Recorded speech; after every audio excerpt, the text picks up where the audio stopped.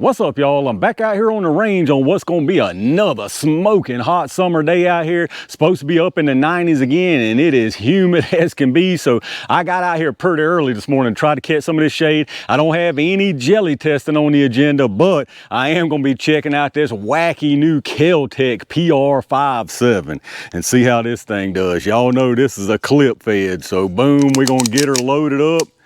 Heard that last click. Let's see what this thing can do.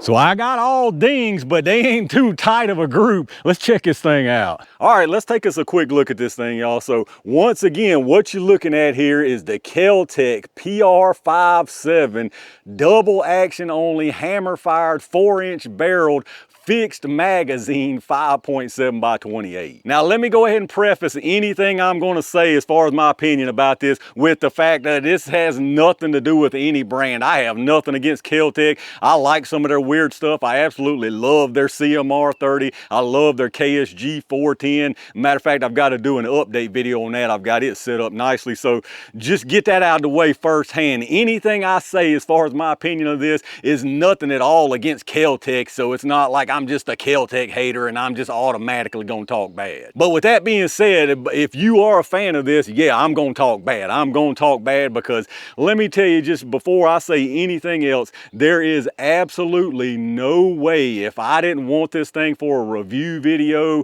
or just, that's the only reason. Knowing what I know now, there's no way I would actually go pick this thing up for any type of serious EDC use. So most of y'all probably know by now, again, this is Keltec's short barrel 4-inch 5.7 by 28 with a fixed mag that actually comes with a couple of external clips, 10 round clips. So 20 round capacity. You can actually load the rounds in here one by one. So you just pop them in the top, no big deal. It's a fixed internal magazine. Now, one bad thing about it overall is if you load it up here and you decide not to use them, there's no other way unless you disassemble the whole thing, which you don't do that. No other way other than just cycle them out to unload it. Or the other way, of course, like I mentioned, you got these 10 round clips. You literally load these things in here one at a time, sliding them down like that. And then y'all saw me on the opening. Once you get them loaded up, you put that into the top there. I'll show you right quick. Opened up, you put the top in first. Hopefully y'all can see that, just like that, and then you start pushing them down. Now, one thing you're gonna wanna make sure of when you push them down, you're gonna wanna push from the back here, because if you don't push from the back, it's not gonna seat it below that feed lip and your last round's gonna be popped up. So once you start pushing, you'll hear a final click. So got 2 in, and there it clicked in. It's hard to do standing up like that, but there you go. And then once again, now, I don't want to use these right now, so I manually have to cycle them all out. So obviously right there is a major drawback. I don't care what kind of cope you want to use. There is absolutely no denying this is way less efficient than a detachable mag. And it's not because the old blue state, mag states or whatever, because from what I understand, now I might be wrong, it doesn't matter if fixed or detachable as far as the capacity stuff. Now, what I started to mention about the barrel, this is a 4-inch barrel. Now, as you can see, they listed as 4.64, and I've seen 4.64 all over the place, but I can tell you for sure, without a doubt, that when you measure this thing, you ain't getting the 4.64. This is sure enough a 4-inch barrel, which is good for my testing purposes, because part of why I picked this up is to test it, see what kind of loss we have, which is going to be significant, I can tell you right now, which is another, I'll just going to tell you that's another huge downfall of this short barrel 5.7. Y'all all know, anybody who knows anything about 5.7, it's supposed to be an SMG round. So we're already watering it down, even in something like the Rock, which is a 5.7 or a 4.7 inch barrel. So that's already watering it down. 4 inches is going to water it down even more. So a 4-inch barrel, as far as the sights, they're molded in sights, fixed sights. I think both of them are. Can't tell. The front one might be removable somehow, but that's molded in. This is steel, but this back section that's roll pinned in, that's polymer. So the sight's molded in. Now it is drilled and tapped, and they do give you a little plate here for RMSC. I've got an O sight out here. I might end up putting that on because I'm all over the place with this thing. Not saying that it's inherently inaccurate, but just the whole thing put together is inaccurate for me. And a big reason for that is this absolutely atrocious double action only hammer fired firing system. It's atrocious. It's nearly identical to that Sky CPX-1, I think it is, with the double action only hammer, but there's no second strike. There's no second strike capability at all. So I mean, you got some take up right there and just long, boom. It's not all that heavy. It's probably 4 to 5 pounds, something, probably 5 pounds, something like that. The problem is the reset. This feels like the Sky with an M-Carbo upgrade kit. So there's not going to be there's nothing you can do with this reset. I know for a fact, I have tried it. I've done the M-Carbo stuff. You cannot fix this reset. So there we are, boom. That's another problem. You can't really dry fire practice with it because of no mag. It's going to lock back. So we reset it. Now, if you're coming off the reset, you're not going to be able to do what you're used to doing. So you hear that? That's not the reset. You still got nothing. You see how much I still got? Let's do it a little more. Oh, we're almost there. Oh, what do you say? You got to be there. Boom. We finally hit the reset, y'all. And then all the way back again. So it's crazy. And again, there's no double strike to it. So it's double action only. As far as dry firing, like I mentioned, what are you going to do? What are you going to do? All right, boom. You can baby it a little bit, but if you go too far, you're locking back. So it's not efficient for dry firing either. And again, it's not so much the double action long pull. That's not the problem. So I know the revolver guys, oh, you can get used to that. That ain't nothing. You don't get it. This is a semi-auto form factor. I'm telling you right now, putting something like this form factor with this type of trigger is just asking for short stroking it. You're just asking for people to short stroke it. You're just adding in inherent malfunctions is what you're doing with this. So really, in my opinion, there's a bunch of downsides to this, and there really ain't no upsides to it. I mean, just gonna tell you, there ain't no upsides to this thing. People can try to cope. Oh, it's light, it's light. Whatever. Once you get this thing loaded, you can get just as light 9 mils or something like that. The grip is atrocious too, but I mean, some people might like this shape of grip, but it's another one of those skinny, dig into your palm, and this whatever kind of grip texture, whatever this stuff they're calling this stuff right here, absolutely, if this had any recoil, it would chew your palm all to pieces. It does have an accessory rail up underneath there, so there's one good point about it. I mean, I'm really struggling to find good things to say about this, y'all, and that's not just me trying to bash it. I really have a hard time finding anything good to say about this in any kind of practical use situation. Now, out here on the range, yeah, it'll be fun, you know, it's something different, but it's not practical, and it's absolutely disgusting for any real use. Now, I just remembered one actual good thing about it. One pretty cool thing, it may not be good in some people's opinion.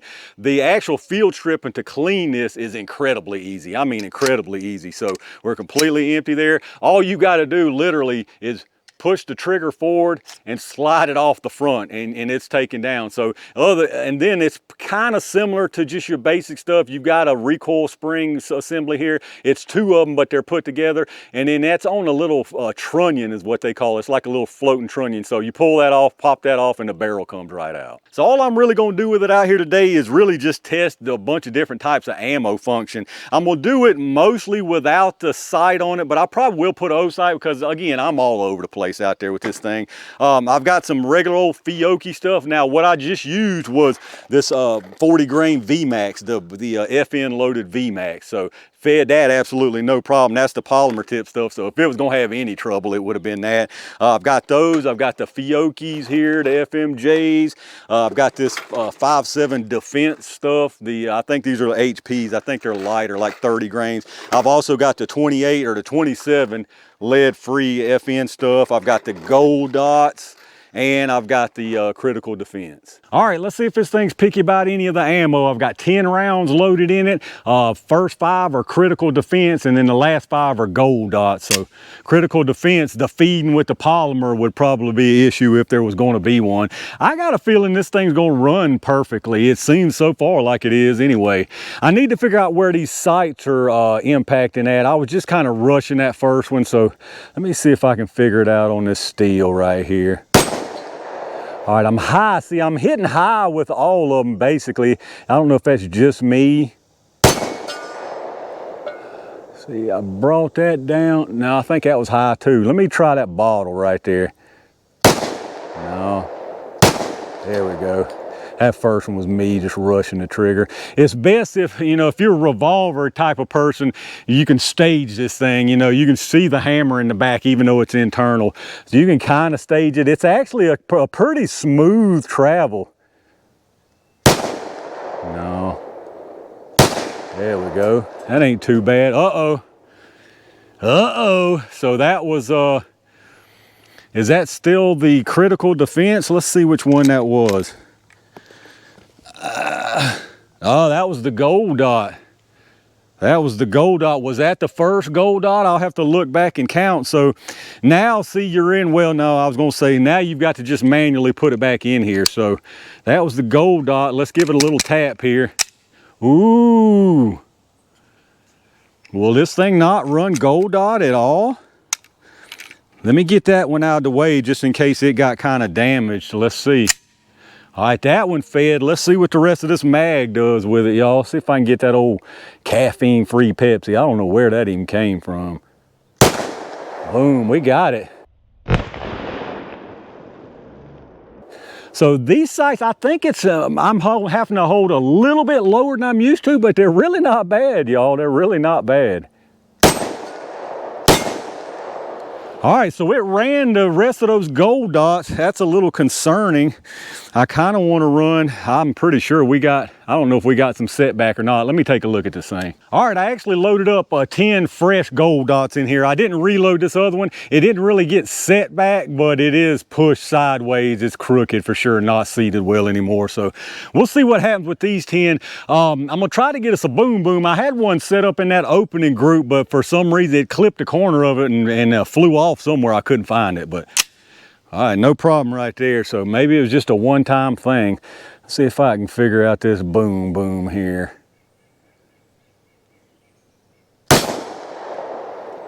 No, a little high. This is a little high. It's impacting high as far as where I'm used to aiming, I think. There we go. That's more like it.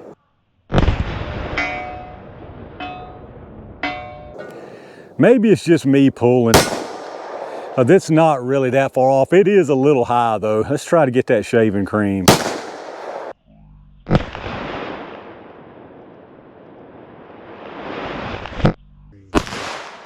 All right, I think I've got it figured out.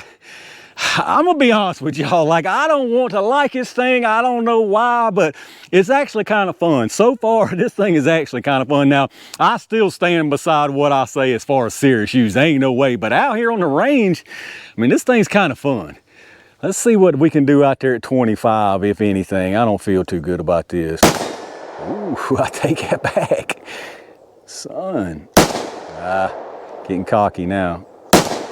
Yeah. There we go.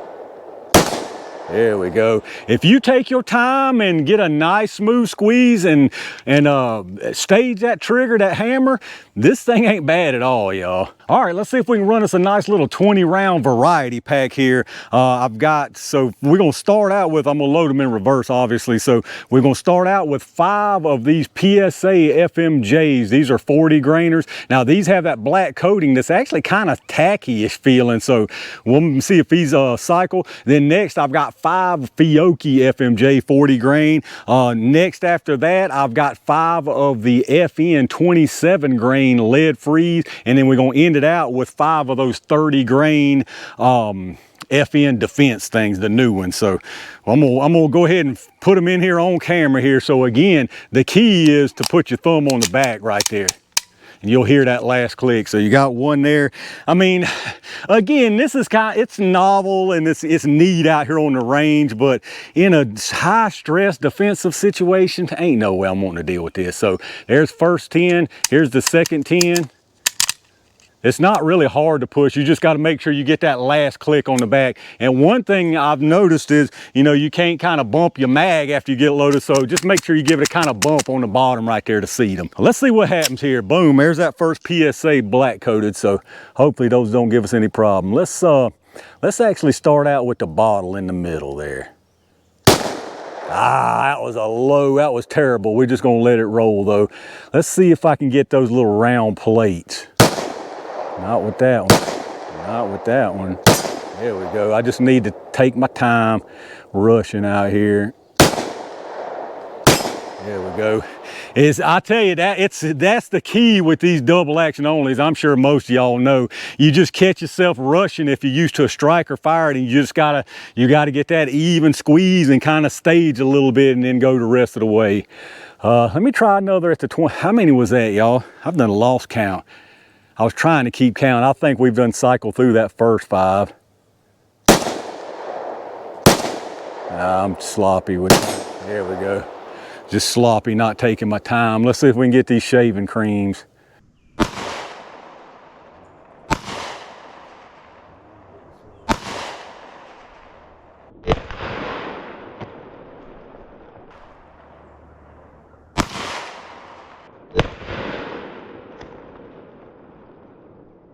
I think I'm trying to compensate a little bit too low, maybe going between these different weights. That's what I'm gonna blame it on anyway. Let's see what we can do right here. There we go. That's the way I was. Uh-oh, we got something to jam. Now the problem is now, I'm not sure where we're at because I lost count of my stuff. Let me see if I can look at it and kind of tell what that is. Looks like it's definitely an HP, and there's 3 more left. So this is that FN Defense. And I was actually kind of worried about this because I've actually had problem with this in my PS90 even. So I'm gonna load that one back in and see if we can get it to cycle with another try. If not, I'm gonna, yeah, no, I'm gonna bypass that one. All right, I pulled that one out. We're gonna bypass that. It doesn't look crooked, but whatever. Let's see. I bet every one of these FN Defense 30 grainers, I bet these aren't gonna cycle. Let's bypass that one too. That one cycled. I think we got this one in 1 left. That cycled. So those last couple cycled again. I was worried about those just because of the time I had with the PS90. All right, I planned for that to be the last group right there, but I couldn't leave y'all hanging on the uncertainty, reliability of that FN Defense. I got a feeling, well, I mean, this is 10 loaded up right here, so I'm just gonna dump them right here and see what we get. All 10, no problem. And I'm gonna tell you what, again, y'all, I still think this thing is absolutely disgusting, but I actually kind of like it. All right, y'all, it's starting to heat up quick out here, and I've got a couple of boring real life things to take care of. So I think I'm gonna call it right here for a surprising first outing with this Keltec PR57. This is definitely not the way I expected to feel for the outro of this one right here. I honestly expected it to perform as gross as it really kind of is. Again, I mean, it is gross. It's still absolutely disgusting as just far as what it is, as far as being practical and a real serious EDC use. I mean, come on, y'all. It's a fixed mag, double action only, hammer fired 5.7 4-inch barrel. There just ain't no way. Look at all the tough things I showed you as far as the manual of arms to get used to, and you'll never really get as efficient with this as you can with something else. But with all that being said, I mean, I just can't help but kind of like this goofy thing for some reason. I mean, the experience out here was actually fun. I will say even enjoyable even, I would say. The accuracy, I think, is really, really nice. Any of the misses out there, I would take full blame for. So I guess the bottom line is, would I personally go spend money for this as a serious defensive EDC use? Absolutely not. As a range toy though, it is pretty doggone fun. But let me know what y'all think down in the comments. Any of y'all out there actually picked one of these up? Are you looking to pick one up? Has anything I showed you here as far as that double action only or any of this stuff changed your mind in either way? Let me know in the comments what your thoughts are. A Reminder again, if you're doing any kind of shopping, hit up those affiliate links in the video description. I've got lots of good stuff down there, and anything you get helps the channel, so I really appreciate that. Big thanks as always to all my Range Gang members and every single one of y'all for supporting the channel. I've got some really good stuff coming up, so make sure you stay tuned for that. And in the meantime, stay safe, stay prepared, and I'll see you soon.